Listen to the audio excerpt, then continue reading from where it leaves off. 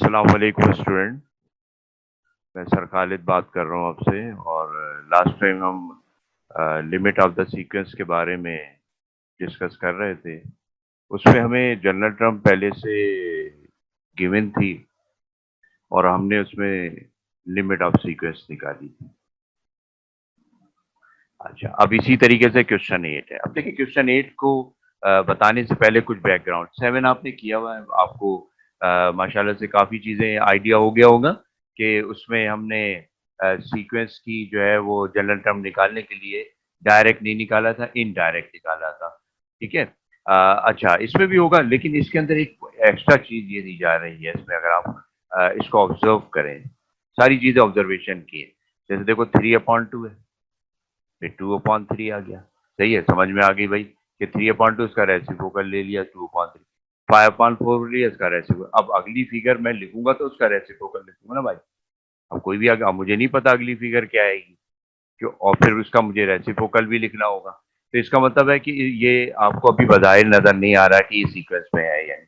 तो इसका मतलब इसको सीक्वेंस में लाना होगा ताकि हम अगली टर्म बआसानी बता दें, क्योंकि वही सीक्वेंस की प्रॉपर्टी होती है, वही सीक्वेंस की कैरेक्टरिस्टिक होती है कि अगर उसमें कोई रूल अप्लाई हो रहा हो तो उस रूल के जरिए आप नेक्स्ट टर्म उसकी कॉल कर सकते हैं। अब यहाँ समझ में ही नहीं आ रहा भाई क्या रूल लग रहा है, कॉमन डिफरेंस भी नहीं है, कॉमन रेशियो भी नहीं है, इसकी नेक्स्ट टर्म कैसे बताई जाए। ठीक है, तो अब इसमें तो काम वही करना है तुम्हें जैसे 7 में किया था, इसकी जनरल टर्म निकालनी है भाई और उसके बाद इसकी लिमिट निकालनी है। ठीक है, write down the general term of the sequence and find its limit. ठीक है, अब हमने पहले सीक्वेंस लिखी, गिवन सीक्वेंस 3/2, 2/3, 5/4, 4/5।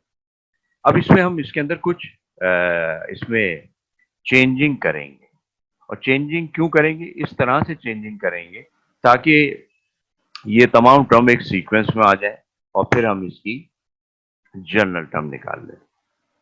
अब मैथमेटिकली है, ये सारी चीजें आप आसानी से एग्री कर सकते हैं कि अगर मैं 1 में 1/2 ऐड करूं, सिंप्लीफाई करूं, देखो 2 1 2 प्लस 1 3/2। इसका मतलब है 3/2 को यहाँ पे कैन आई राइट 1 प्लस 1/2 लिख सकते हैं। ऐसी देखिए आप 2/3 है, इसको मैथमेटिकली कैसे लिखेंगे। ठीक है, कि 1 माइनस 1/3, एलसीएम लेके देखो 3 1 3 माइनस 1 2/3। इसका मतलब 1 माइनस 1/3 को आप लिख सकते हैं ऐसे। इसी तरह से 5/4 को चेक करो कि अगर आप 1 में 1/4 ऐड करें, देखें 4 1 4 प्लस 1 5/4। ठीक है, इसी तरीके से 4/5 में क्या करेंगे, 1 माइनस 1/5, 5 1 5 माइनस 1/5। अब जरा देखो इसमें पहले 1 तो देखो सब में आ रहा है, आ रहा है। अच्छा, फिर प्लस साइन जो आ रहा है, पहले में प्लस, दूसरे में माइनस, फिर प्लस, फिर माइनस। तो नेक्स्ट में तो बता सकते हो कि 1 के साथ प्लस आएगा। ठीक है ना, देखो ना, पहले में आया प्लस, फिर माइनस, फिर प्लस, फिर माइनस, फिर प्लस, इसका तो 1 प्लस आएगा। अब अगली फिगर कैसे निकालोगे, देखो बहुत आसान है। जैसे देखो 1/2, उसके बाद 1/3, उसके बाद 1/4, 1/5, नेक्स्ट में क्या आएगा भाई 1/6। तो अब ये वाली क्या बनेगी, ब्रैकेट में अगर हम बनाते हैं 1 प्लस 1/6, तो इसका मतलब हम इसकी नेक्स्ट बता सकते हैं। ठीक है, इसका मतलब इसका रूल पता चल गया कि क्या रूल है, क्या अरेंजमेंट है जिसके तहत हर टर्म आ रही है। अब क्योंकि ये सीक्वेंस में आ गई है तो अब इसको हमने इसकी निकालनी है जनरल टर्म। जैसे मैंने 7 में तमाम ऑब्जर्वेशन की, क्योंकि उसमें 4 हमने जनरल टर्म निकाली थी, क्योंकि 4 डिफरेंट टाइप की टर्म्स थी जिनकी डिफरेंट एनाटर्म थी। ऐसे यहाँ पे भी ऐसे मामला है भाई। जैसे ये तो बहुत आसान है कि 1 हर एक में 1 ऐड हो रहा है, तो इस चीज की जनरल टर्म में 1 प्लस करके तो आएगा। ठीक है, वो तो हम लिख लेंगे जनरल। अब यहाँ पे आप देख रहे हैं साइन जो आ रही है, प्लस माइनस प्लस माइनस। ठीक है, अगली प्लस आ जाएगी, फिर माइनस। अब मैं आपसे कहूँ कि भाई इसकी 20 टर्म की साइन क्या होगी यहाँ पे बीच में, तो आप नहीं बता सकते। 20th टर्म की नहीं बता सकते। ठीक है ना, कि वो प्लस लोगे या माइनस लोगे, ये आपके लिए मुश्किल टास्क है। जैसे अभी तो आप बता दो प्लस फिर माइनस, अब आगे जाके कोई टर्म आपसे पूछी जाती है और उसकी कहा जाता है कि भाई यहाँ पे साइन क्या आएगी, तो आप मेरा खास नहीं बता सकते। तो इसलिए इसको सीक्वेंस में बनाने के लिए एक टेक्निक इस्तेमाल की जाती है -1। ये जो -1 एक ऐसा फैक्टर है कि जिसकी मदद से हम ये जो साइन है बहुत आसानी से कंट्रोल कर लेते हैं। अब देखिए मैंने पहले में लिखा -1 की पावर 0। अब देखिए किसी भी नंबर का की पावर अगर 0 है तो 1 आती है ना, ले सकते हैं आप। तो इसलिए आप 1 प्लस -1 की पावर 0 और इंटू 1/2 इसको लिखा जा सकता है क्योंकि यही आएगा रिजल्ट। अच्छा, फिर इसमें क्या किया, 1 प्लस -1 की पावर 1, क्योंकि -1 की पावर 1 -1 आएगी, इसलिए 1 माइनस 1/3 को लिख सकते हैं 1 प्लस -1 की पावर 1 इंटू 1/3। ठीक है, ये इसको भी मैंने बना के दिखा दिया था। ऐसे आगे चलते हैं। अब प्लस आ रहा है तो फिर क्या करोगे भाई, इसमें -1 की पावर 2। ठीक है, क्योंकि पॉजिटिव आएगा इसलिए आपने -1 की पावर 2। ठीक है, इसी तरह से इसमें क्या कर दिया, -1 की पावर 3 नेगेटिव होती है तो 1 माइनस 1/5। अब अगली आप अगर बनाएंगे तो उसमें लिखेंगे 1 प्लस -1 की पावर 4।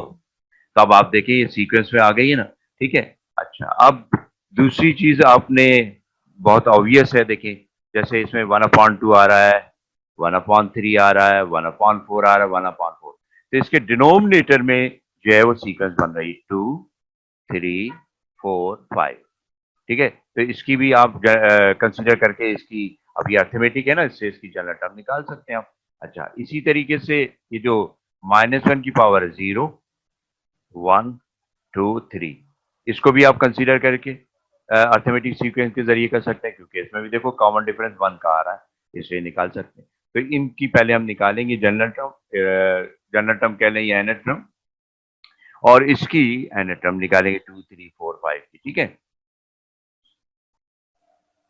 अब देखिए ये जो कंसीडर किया जा रहा है ये -1 की पावर्स हैं, जो कि 0 आ रही थी हमारे पास, 1 आ रहा था, 2 आ रहा था, 3 आ रहा था। ठीक है, अब ये 0 हो गया, कॉमन डिफरेंस 1 माइनस 0 1।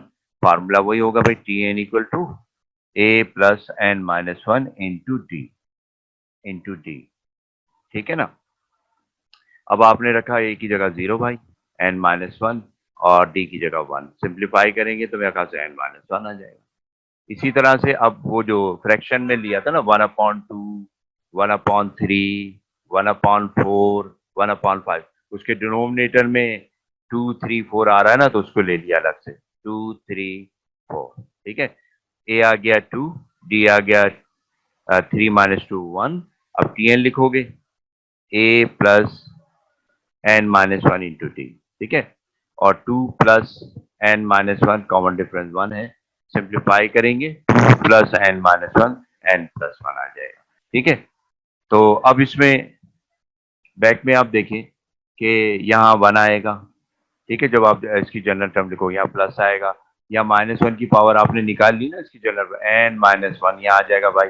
फिर 1, अच्छा ये तमाम टर्म जो है 1/2 की फॉर्म में, तो इसलिए इनकी जो जनरल टर्म कह लो या एन टर्म जो निकलेगी वो 1 की फॉर्म में आएगी भाई।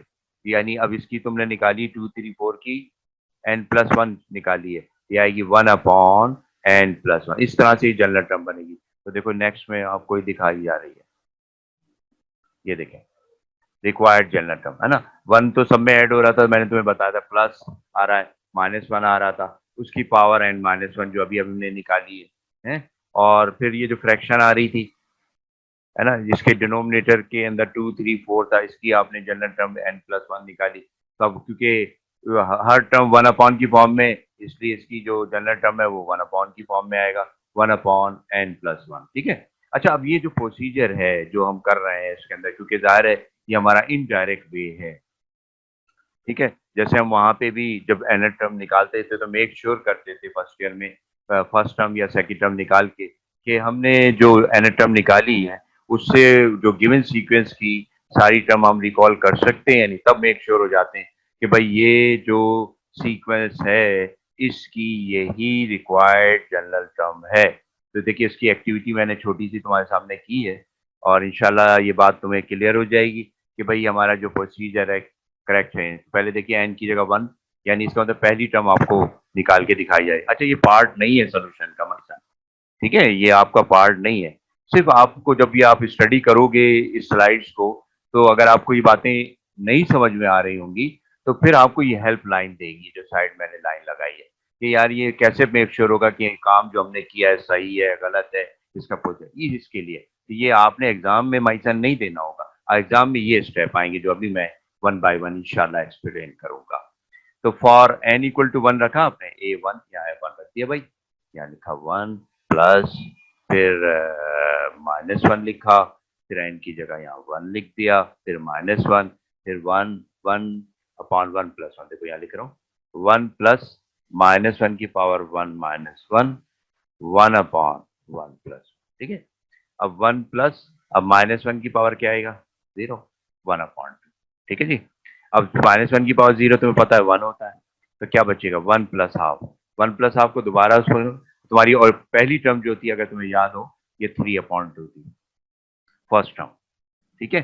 फर्स्ट टर्म जो थी वो 3 अपॉन 2 थी, तो इसका मतलब ये हो गया कि आपकी पहली टर्म तो वही निकल आई इससे जो आपकी गिवन में थी, ठीक है। ऐसे ही फॉर n इक्वल टू 2 पे चेक करोगे तो 2 में n की जगह यहाँ पे 2 रखोगे, यहाँ 2 रखोगे, तो देखो यहाँ 2 रख रहा हूँ, a2 1 प्लस -1 की पावर 2 माइनस 1 ये रखती है। इसी तरह से 1 अपॉन 2 प्लस 1 ये रखती 2 प्लस 1।